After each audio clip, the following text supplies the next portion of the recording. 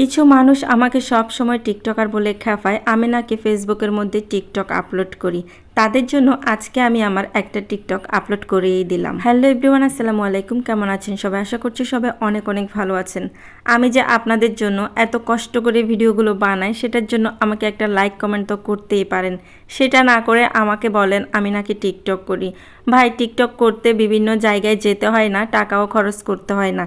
TikTok করতে শুধুমাত্র একটা গানের প্রয়োজন হয়, আর এই গানের সাথে মুখ মিলিয়ে একটা ভিডিও করতে হয়, তাহলেই টিকটক হয়ে যায়।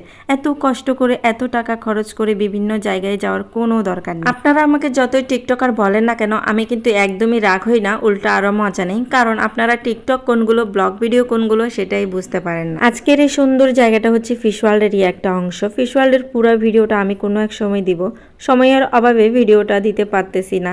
এই ভিডিওটা অনেক লং হবে, তাই ভিডিওটা এখন ছাড়তে পারতেছি না, কোনো এক সময় ছাড়বো। কক্সবাজার গিয়ে যারা ফিশ ওয়ার্ল্ডে যাননি তারা একবার হলেও ঘুরে আসবেন। এখানে এত প্রজাতির জলপ্রাণী আছে যে আপনি সচক্ষে না দেখলে ভাবতেও পারবেন না। আমি কক্সবাজার অনেকবারই গিয়েছি, তবে এবারের মতো মজা কখনোই করিনি।